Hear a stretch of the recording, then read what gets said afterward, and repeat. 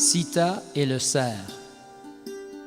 Le cerf maléfique s'approcha de Sita et fit quelques bonds devant elle, ce qui la captiva au plus haut point.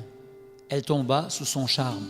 « Ô Rama, ô Lakshman, venez ici tout de suite. » Elle était là, le regard fixe, admirant le faux animal. Mais Lakshman exprima un doute. « C'est sûrement un truc de Maricha.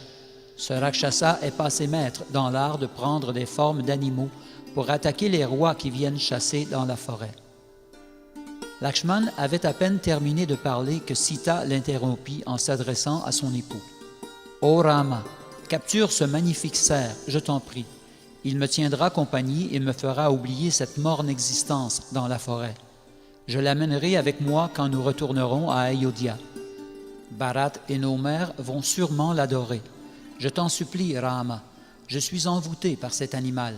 Je le veux à mes côtés. » Rama se réjouissait à l'idée de pouvoir combler Sita et lui-même fut captivé par la beauté mystérieuse du cerf. Il dit à Lakshman, « Sita est séduite par le cerf, je vais le lui ramener. » Même dans les jardins édéniques, on ne trouve pas un cerf de cette beauté. Et dans le cas où le cerf serait effectivement Maricha, je le tuerai pour apaiser les rishis de la forêt. Frère, reste ici avec Sita, veille sur elle avec ton arc jusqu'à mon retour.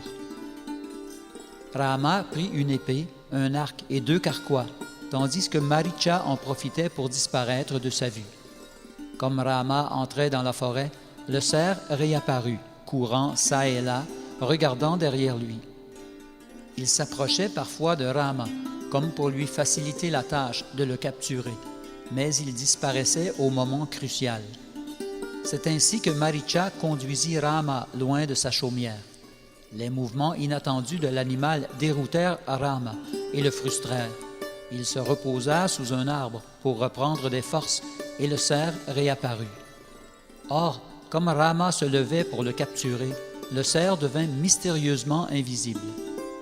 Frustré, il abandonna l'idée de le capturer vivant.